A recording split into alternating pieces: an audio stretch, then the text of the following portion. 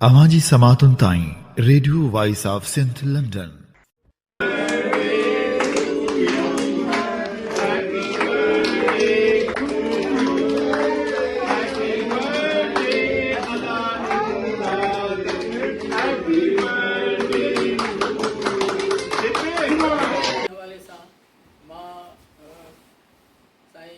मंसूर हक साहब की गुजारिश कंदुसि जेको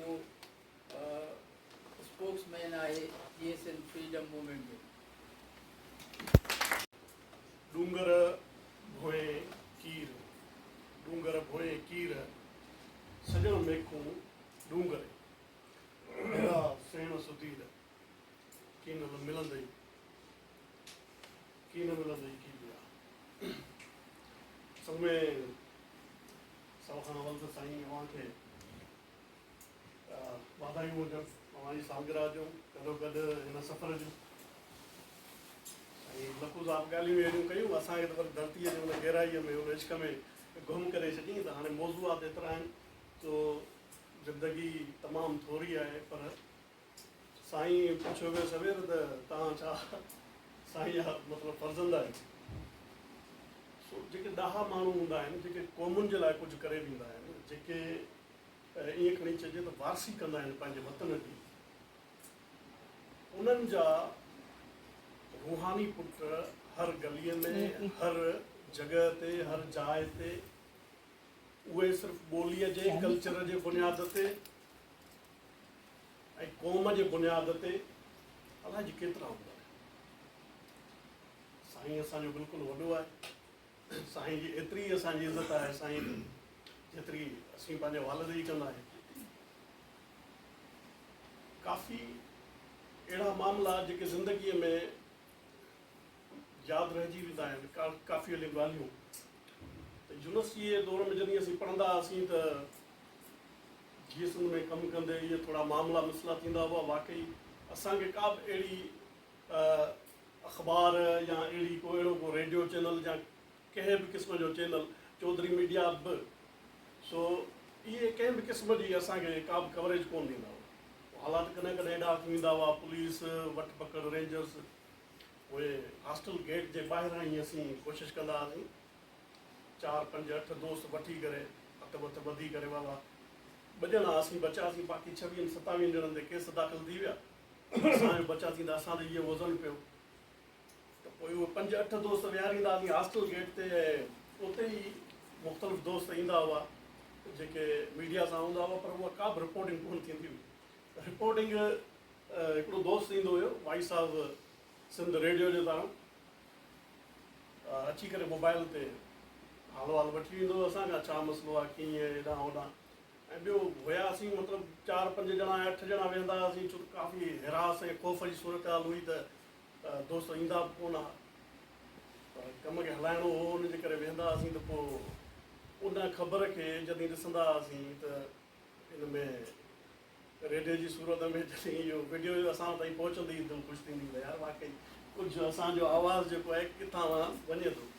ऐं तॾहिं वरी ॿी सूरत हाल हिकिड़ी त उते रहंदे radio voice of Sindh radio जे हिसाब सां जॾहिं असीं ॾिसंदा हुआसीं त काफ़ी दोस्त जेके असांजा उहे इन शइ खे वधीक अहमियत ॾींदा छो त हिकु ॿाहिरि जो चैनल आहे। ऐं जीअं फील थींदो हिकिड़ी BBC खे जीअं माण्हू सिंध जा माण्हू ॿाहिरि जो चैनल सम्झी करे उनखे हिकिड़े स्केल ते रखनि था हिकिड़ो मथे करे त न ही हितां जो चैनल आहे हिनखे हिन तरीक़े सां ॿुधणु खपे। असीं वॉइस ऑफ सिंध जेको असांजे लाइ ईअं ई हुयो ऐं हर जॻह ते जिथे बि जेको मामिलो थींदो उहा ख़बर हिते लॻंदी हुई।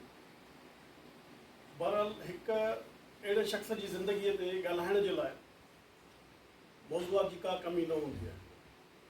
जंहिं माण्हू उहो दौर ॾिठो जंहिं बाबति असीं पढ़ी हिन रस्ते ते आयासीं जंहिं बाबति इहे ज़िया दौर इहे मार्शल आऊं इहे 1 यूनिट इहे सभु जो सभु असीं 90 जे दहाक में पैदा थियासीं।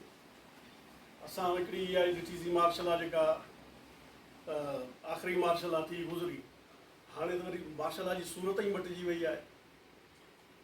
सो ये सभु शयूं ये जेल ये क़ैद बंद ये सभु मामला ॾिसी करे उन रस्ते ते हलणु वरी उन ते क़ाइमु रहणु इहो हिकु वॾे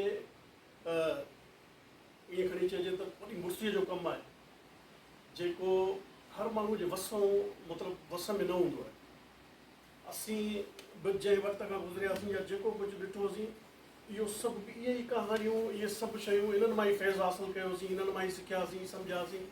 अॼु जेकॾहिं हिते बीह करे बि ॻाल्हायूं था त इहे बि सभु इन्हनि जेके असांजा सीनियर रहनुमा थी गुज़रिया, जेके माण्हू जिन जदोजहद कई, जिन जदोजहद जो दग ॾसियो त बाबा हीअ रस्ता हीअं वठिबा आहिनि, हक़ छा थींदो आहे, कूड़ छा आहे, ठगी छा आहे, तव्हांजी क़ौम सां कहिड़ी वेदन आहे, तव्हांजी धरतीअ सां छा मामिलो आहे, इहे सभु जो सभु जेके ॾस पंध असां नौजवान नसल ताईं मुंतक़िल थिया आहिनि उहे सभु जो सभु इन ई जदोजहद जे थ्रू थिया आहिनि। माण्हू हमेशह उन माण्हूअ जा वारिस ज़िंदा रहंदा आहिनि। साईं जी एम सैद आहे, उनजा वारिस अॼु ताईं ज़िंदा आहिनि।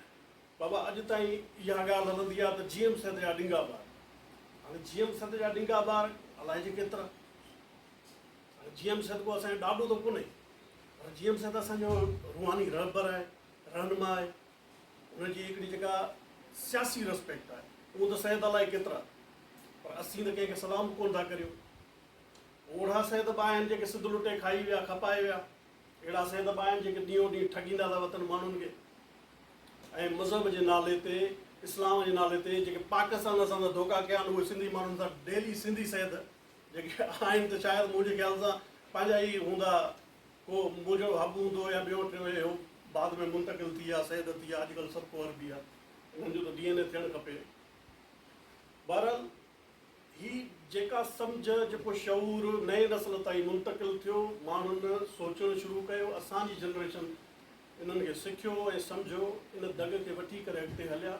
इहा राह जेका रोशन थी, जंहिंमें असां पंहिंजी नौजवान नस्ल लालचुनि खां मथे पंहिंजे वतन खे ॾिठोसीं, पंहिंजे इश्क खे उभारियोसीं, भिटाईअ खे वेझा थियासीं, जी एम सैद खे सम्झोसीं, तारीख़ खे सम्झोसीं।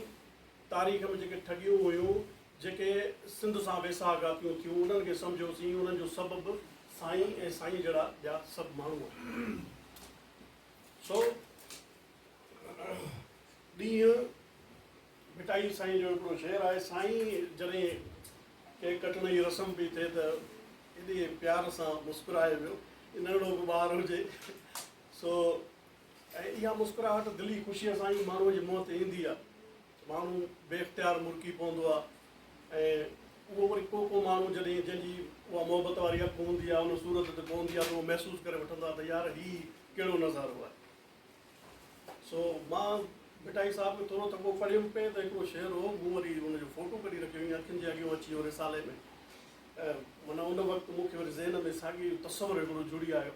तव्हां शेर कयां त आया आस थियां, जनम ॾींहं जे हवाले खां वरी इहो ज़हन में इन हिसाब सां अची वियो। आया आस थियाम बारोचा बंभोर में, आया आस थियाम बारोचा बंभोर में, पसी पर पुनुअ जे, पसी पर पुनुअ जे ॾह सीने ॾठरिया, गूंदर विसरियाम सुखनि शाखूं कटियूं। सो कुझु माण्हू पंहिंजी ज़िंदगीअ में ॼमंदा आहिनि, पंहिंजो वक़्तु पूरो करे वेंदा आहिनि, उमिरियूं हर गुज़ारे थो वञे, इंसान बि गुज़ारे थो, जानवर बि गुज़ारे थो, पर कुझु इंसान अहिड़ा पैदा थींदा आहिनि जेके पंहिंजी क़ौम जी तक़दीर मटाइण जे लाइ कोशिशा हूंदा आहिनि, जिदोजहद कंदा आहिनि। उहे हिकिड़ा रस्ता ठाहींदा आहिनि, जिन रस्तनि ते नौजवान नस्ल हली करे पंहिंजी मंज़िल ॾांहुं रसंदो आहे। साईं इमदाद ओडो साहिबु उन्हनि ई माण्हुनि मंझां आहे।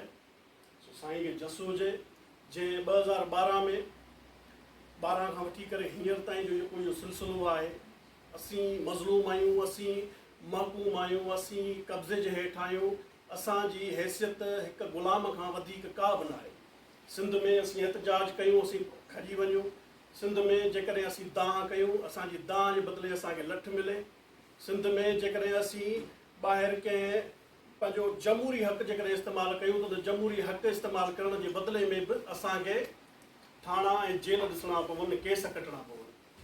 सो अहिड़े माहौल में जिते मीडिया कंप्रोमाइज़ड आहे, हर अख़बार पैसा वठी करे पंहिंजा उहे ईमान विकाणे वेठा आहिनि, उन सां गॾोगॾु चौधरी मीडिया, उनजे करे हिनखे आउं चवां त चौधरी मीडिया त बाबा सॼी पंजाब जे नाले, उर्दू असांजे मथां इन्हनि मड़ी पे कंहिं वक़्त में असांजे सिंधी माण्हुनि जदोजहद करे पंहिंजी ॿोलीअ जो तहफ़ुज़ कयो, पर इहा ई उर्दू मीडिया हींअर असां सां पंहिंजो ईअं खणी चइजे त वेगे रिश्ते वारो हिकिड़ो सलूक पई थी करे, ऐं हमेशह ईअं थियो आहे।